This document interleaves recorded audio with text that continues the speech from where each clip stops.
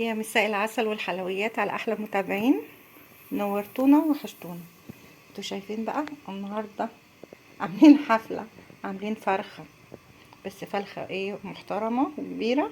هنا جهزت معايا الميه بتاعتها وغليت، حطيت طماطمايه صغيره وبصلايه وربع قرن فلفل اخضر، وبحط الملح الفلفل والملح، بحط حبهان، وبحط ورق لورا وقرفة، سنة قرفة، او لو عندك عود قرفة صغير بروح حاطة، وبروح حاطة المية غليت معايا، ببتدي بقى ان انا احط الفرخة معايا.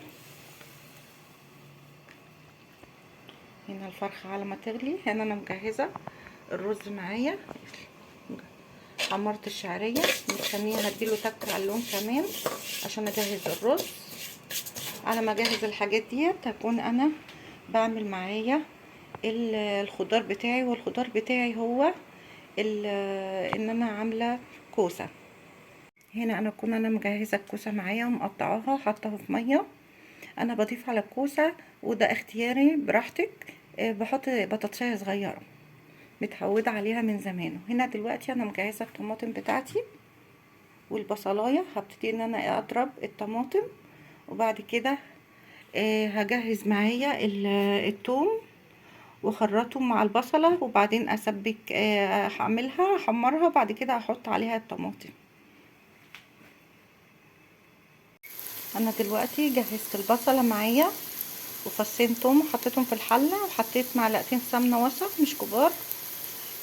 انا يعني ابتديت دلوقتي ان انا اعمل الحاجه بحيث تبقى السمنه على القد، مش لازم السمنه تبقى كتيره او الزيت، منها حاله صحيه ومنها اقتصاديه في نفس الوقت. هي كده ابتدت تدبل معايا، هبتدي ان انا احط عليها الخضار يا اما الطماطم. انا بحب اعمل تشويحه كده الخضار بالبصله بالثومه وبعدين احط عليها الطماطم. في ناس بتحب تحط على البصله الطماطم بعد ما تتسبك تحط الخضار فيها. انا دلوقتي شوحت معايا الكوسه بالبصله بالثومه، اتشوحت معايا وشربت الميه بتاعتها. هبتدي انزل بالصلصه بتاعتي عليها، بعدين اقلبها،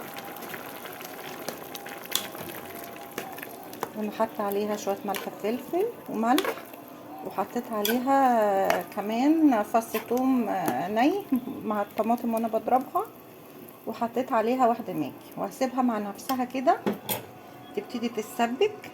وبعد كده هنا انا عندي الفرخه بتاعتي خلاص داخله على السوا بتاعها، وهنا انا شوحت الرز بتاعي وعملته الرز مع السمنه مع الشعريه، وشوحتها ولسه هنزل عليها بس دلوقتي بالميه السخنه، ونرجع تاني هنا لما تتسبك هنبتدي بقى ننزل عليها بالشوربه. انا كده معايا الخضار استوى طفيت عليه، ودي الشوربه، ودي الرز معايا استوى طفيت عليه. هبتدي ان انا بقى اغرف واوريكم دلوقتي التقديم النهائي. يا رب الوصفه تكون خفيفه وتعجبكم. مع السلامه.